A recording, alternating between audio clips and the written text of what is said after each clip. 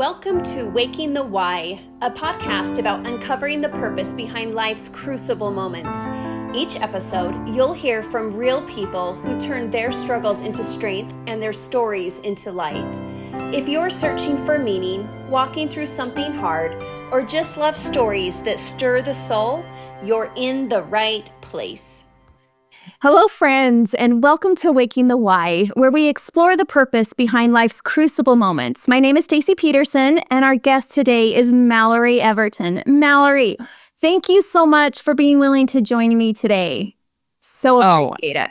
It's my pleasure. Thank you for having me, Stacey. You're very welcome. So to start, why don't you tell us your story? Yeah, I guess for me, the story that feels the most important to me right now, or the most present for me right now, is the story about my career burnout. I have always been a pretty achievement-oriented person. So I ended up going to BYU and studying film and getting involved in a sketch comedy group while I was on campus there. And then that comedy group turned into a sketch comedy show called Studio C on BYU TV. And so by the time I was 22, I was a full-time sketch comedian. I was writing and acting with all of my best friends. We made 9 seasons over 6 years. And it was a very all-consuming job. It was really fun, but it was also really hard. And if you go back and read my journals from that time, I pretty much didn't have a life outside of the show. You know what I mean? I missed all my family reunions during that time. Oh. I also remember feeling during that time a little bit of panic all the time, because I was like, how am I going to keep this going? What's next in my life?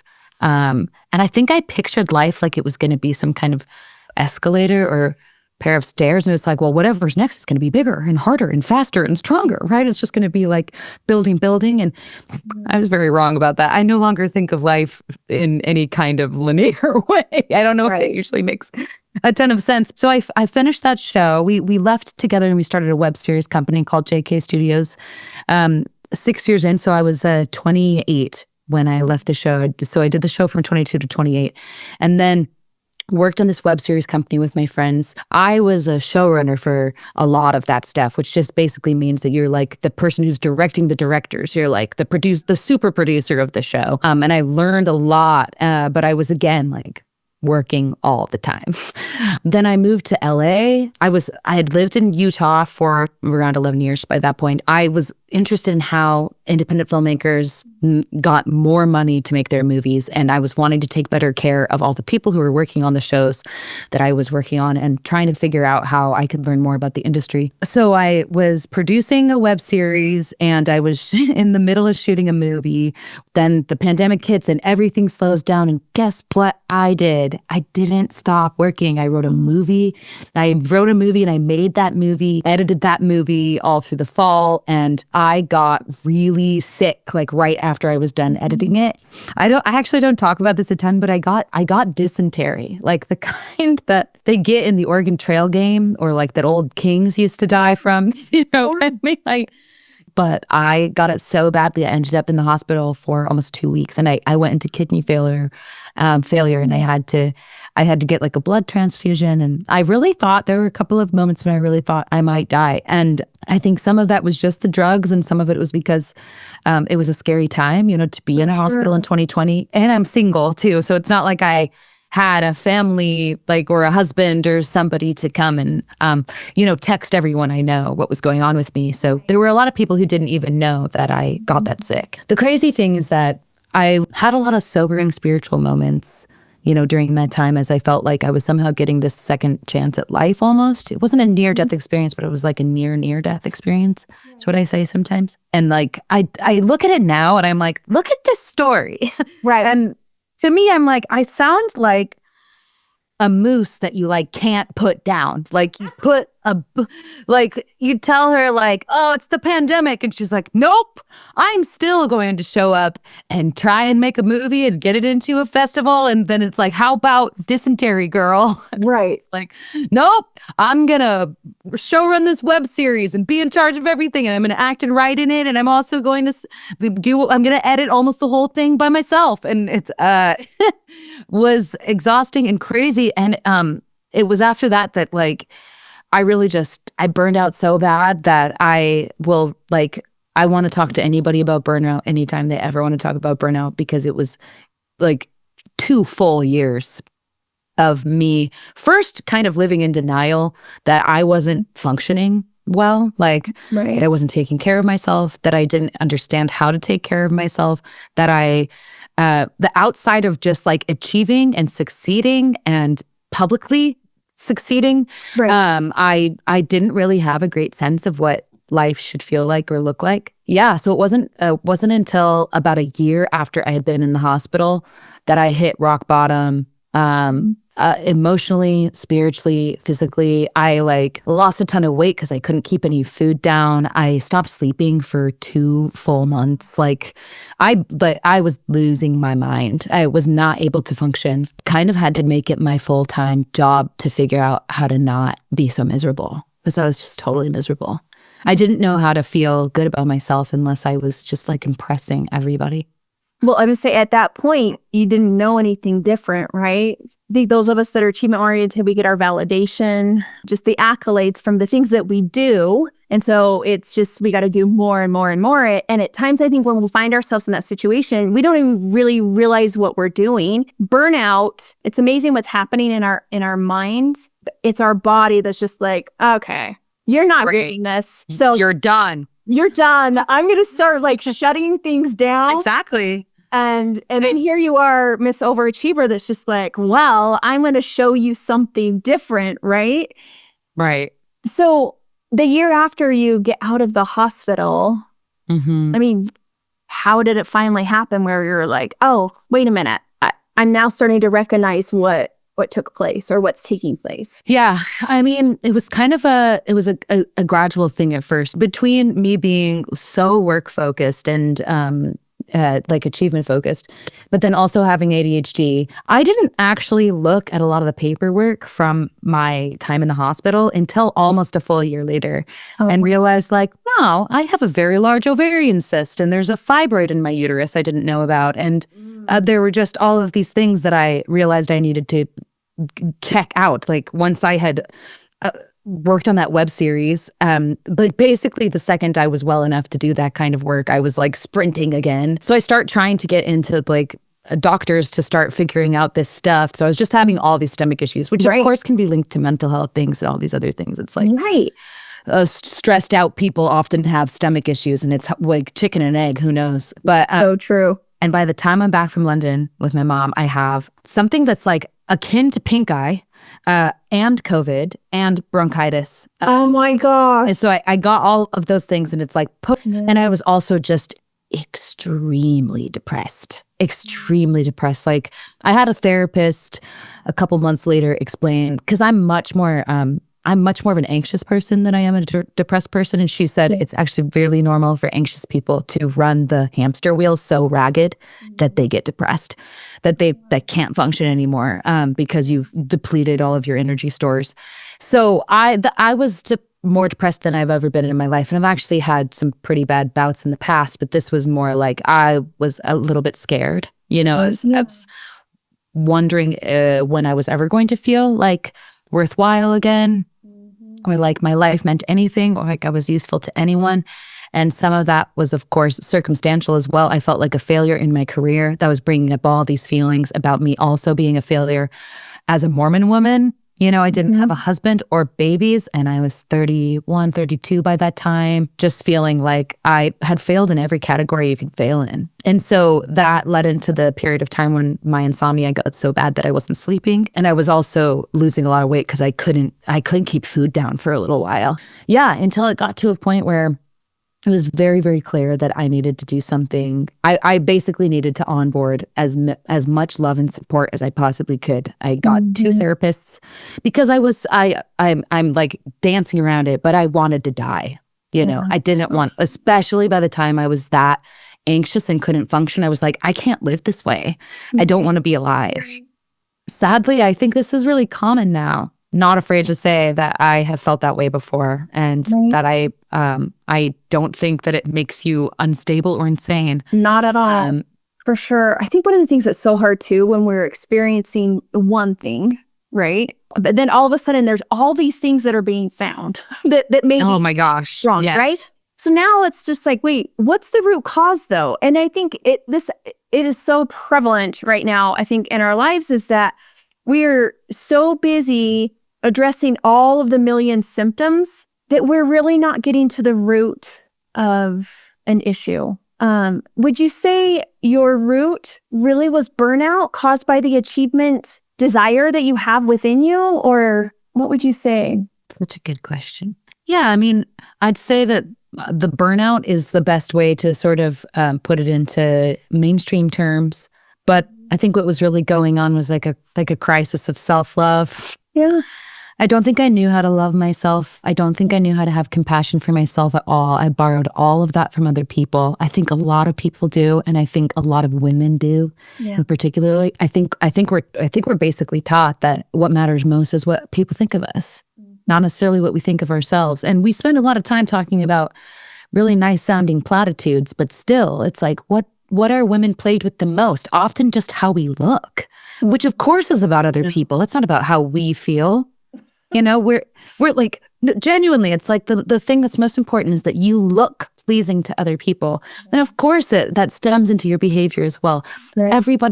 If everybody doesn't like me, then there must be something wrong with me. Like, I don't think it was uncommon for someone to think that what everybody else thought of me mattered more, especially somebody who was a version of, I don't like using the word famous, but when I lived in Utah, I sometimes tell people that the Studio C experience was like, it's like if you were famous only in Irish pubs, but you lived in an Irish pub, you know? Right. Yes.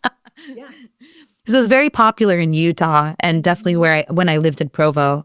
And so that experience, like, I was always being watched and people were always looking at me. I always felt like I just felt like I was constantly being observed. Moving to LA, that stuff stopped happening, which was a relief in some ways. But in other ways, it probably also rattled my brain that was like used to like, do I still matter?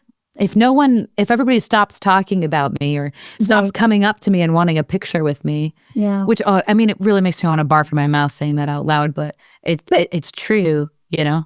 Yeah, totally. I think it's so easy for us to create an identity based on so many different other things rather than really what's within us and who we actually are, right? So your identity was wrapped up in who you were there in Provo at Studio C. Yes. You wrapped up in my career or a particular job or being a mother or whatever it may be, right? Yes. I think it's so easy, especially I would say for women, it's so easy for us to give grace to other people, but not to ourselves. We're so patient with other people, but the expectations we have for ourselves are way up here. And it's a hard bar to meet and hold ourselves up to, right? And so help me understand then, you know, you've had this experience, but in the end, you know, as you mentioned, it's a crisis of self-love. So once you start discovering that, what did you do? Like what helped you get through that time? Yeah, I often think about 2023 as being the hardest year of my life. Basically, I stopped sleeping, I totaled my car, and that was really when I hit like rock bottom mentally. And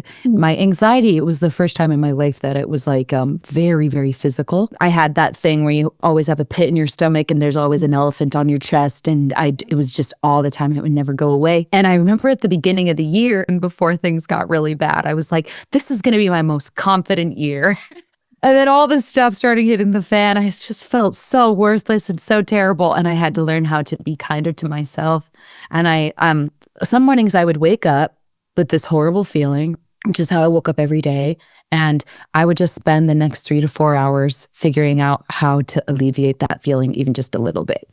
So lots of walking, a lot of gospel music, because even just like regular religious music it was too sad for me. It was too somber. I was like, I need a beat. I need clapping. I need people shouting for joy. I need like the highest vibe music that exists. So that means high energy and Jesus. I need them both. I need them both. Because I was just so low all the time. And so I started developing a real practice through that time of meditation, walking, of making music. I started baking again. I was really dedicated to moving my body every day because I was aware that that helped a lot with the anxiety and the depression. Like, it just took all year. It was so brutal, but I won't lie. By the end of the year, I did feel like it was my most confident year, because by the end of the year, I started realizing that my confidence was coming from somewhere real for probably the first time in my life. Instead of it coming from everybody clapping for me, it was coming from somewhere deep down. It was coming from my relationship with God. It was coming from my relationship with life, really. That it was something to be very grateful for and to be reverent about and to feel a sense of delight in. Honestly, when I think about it now, I think of it as probably in some ways the best year of my life, because it was such deep, hard winter. Like, there were no leaves on any trees for me that year. And I got to really appreciate how beautiful the bark was. And honestly, disappear from other people's timelines, both literally when it comes to social media, but also just in general, recognize that my job was to not show up as some kind of impressive idea for anybody, but that it was my job to do what I could with my life, with what God was giving me every day. I rooted down thinking your podcast is called Waking Your Why. And I really thought that around that time, I did a silent retreat and finally learned how to meditate in silence. That was really helpful for me because I with ADHD and anxiety issues, meditation isn't super easy. I know lots going on in there. I finally learned how to sit for long stretches of time during that retreat and came back feeling like I had access to this place of peace inside me that I really didn't know existed before. There was, no matter how much the world was on fire, there was a room inside me where I could go and just so nice to know that was inside me, that there was a place where everything was okay. I really thought that coming out of a retreat like that, I'd be cleared of all desire to make movies or TV or music or all the things that I was doing before with my life. I thought, well, maybe I was just doing all that stuff just to get attention. Not even for attention, but to get validation, to feel like I was enough. And maybe I just really wanted people to know that I was worthwhile, to know that even though I wasn't married, I worked so hard in my career. I'm not married, but at least I have this really cool career. I wondered if maybe that was really what was driving all of it. And you know what I was delighted to find was that I would come out of these that retreat experience or other really peaceful spiritual experiences, and all I'd want to do is create. I think it's what I'm wired for. I think I'm wired to create. I still want to make movies and music and TV. I just want to do it healthily. Right. And now it doesn't really matter if it works for other people or not. I just feel called to it the way somebody wants to make a sandcastle. Right. You know what I mean? For sure. Love it. So last fall, I had an opportunity to go to this leadership retreat. And part of this leadership retreat, we had the opportunity to spend time in a meadow.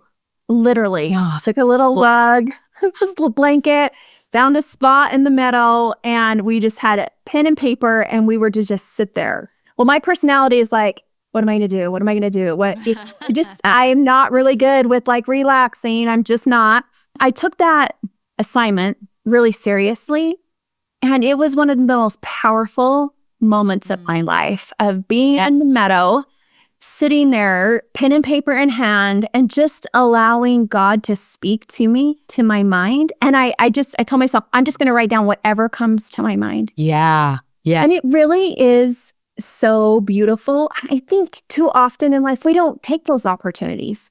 Not even take them. We don't even allow ourselves the opportunities to just be still for a moment, right? Even when we're sitting, we may have our phones in front of us, right? Scrolling, or even when we're just sitting all alone. I could have been in the meadow and do what I normally do and just allow my mind to go absolutely crazy. And so I think I love the silence retreat thing. I might have to try that because I'm not a great meditator. I don't know how to calm myself down. And so, but when we take that opportunity to do that, it's so powerful what we can learn about ourselves and how we connect with ourselves. And it's circling back a little bit to the burnout for just a second.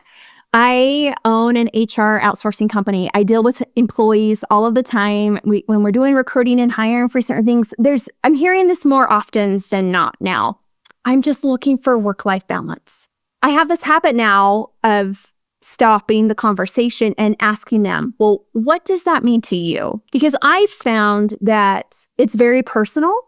And I've also found that it's not necessarily something a company, an employer can give you.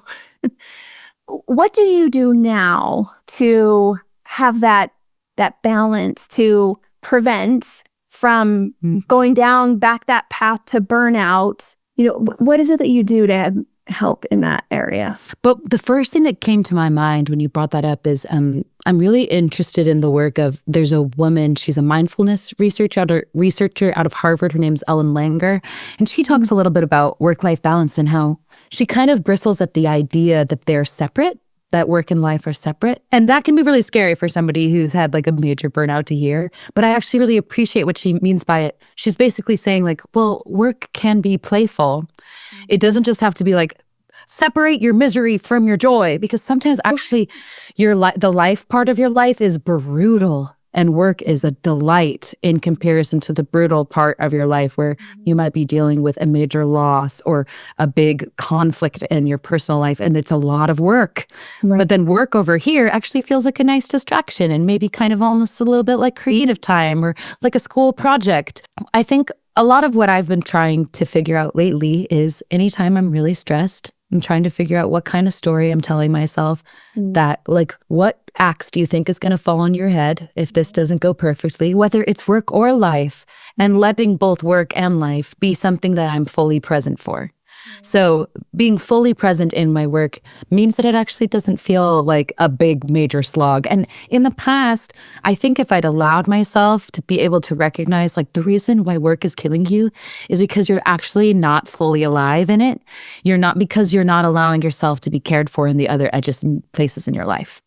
Like this is, you're giving all of yourself to this. You're like door dashing every meal. You're like barely talking. Like when I was like in editing holes, working on the web series or on the movie, I was like not a person during that time. You're just cutting footage in the dark for months, and that isn't a person who's really fully present in their work, even because you can't be fully present if you're not sleeping and you're not eating well and you're not talking to people and taking care of your other needs. So yeah, I think that kind of combo of like, how can you remember that all of this actually can be quite joyful, or at least not miserable? And finding anytime I start to feel a little bit miserable or harried or stressed, really investigate, what is the story? What is the story about? Because actually, I ask myself this all the time, like, if you kill your ego, what's the problem? Like, it is so true. What's the problem if there's no ego involved? Are you worried that someone's going to be mad at you? Okay, kill your ego and recognize that it'll be just fine. Right. And you don't have to rush right now. You can take this. You can take this at the pace you need to. I heard recently that you should go only as fast as the slowest part of you feels safe to go, And it's like, you don't actually have to run at a breakneck pace. A lot of the time you're doing that for someone else and because of someone else's stress. So investigating those stressful stories and remembering that work and life can actually both, it's okay if, like, telling yourself a story that work is miserable and life is great is actually kind of shortchanging both. Right?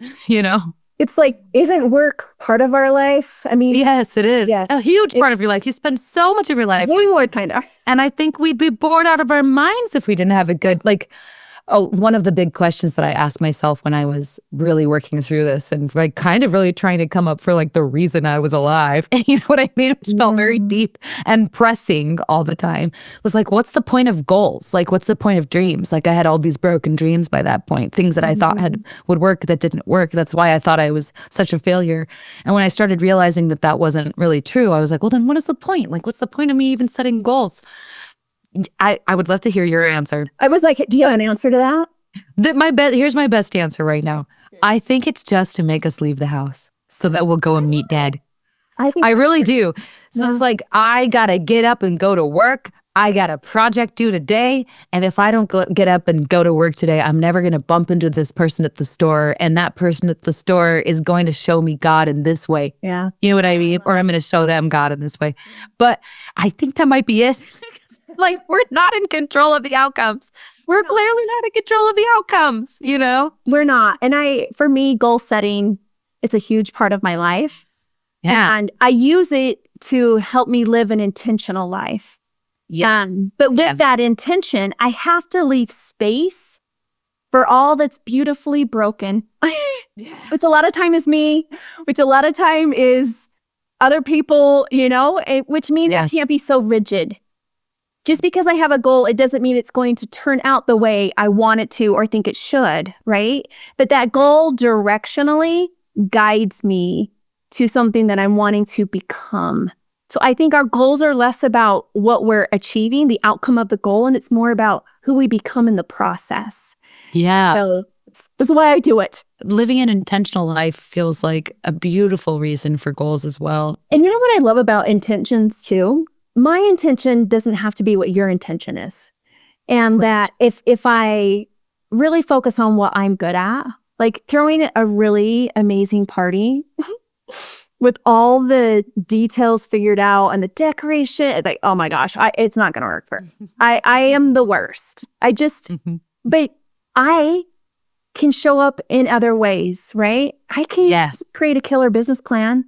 Just don't ask me to bring the casserole for dinner. Like, that beautiful. Yeah. Diversity. I think it's important that it's needed. And I think sometimes part of the burnout is that we can get trapped in comparison. We can get trapped in like having to keep up, whether it's with other people or with what our own expectation of our image or achievements are. And that could just be really exhausting. So we have to give ourselves permission to just be okay with who we are and love who we are. Now, that doesn't mean that we don't progress and improve and, but we've got to be okay with where we're at today and be okay that, my best today is like at a 70%.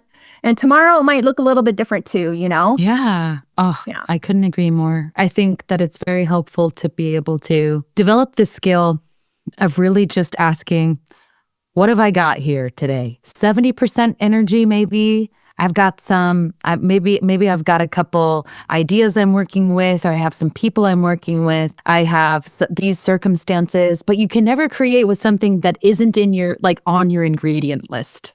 It's like, what are the ingredients I'm working with? So make something creative with these ingredients. That's great. You're not being asked to make something with ingredients you don't have. Right. Oh, I love that. I love that.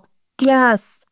So Mallory, I want you to think about what would your message be to someone that's just in the middle of it, the thick and thin? What would you say to them?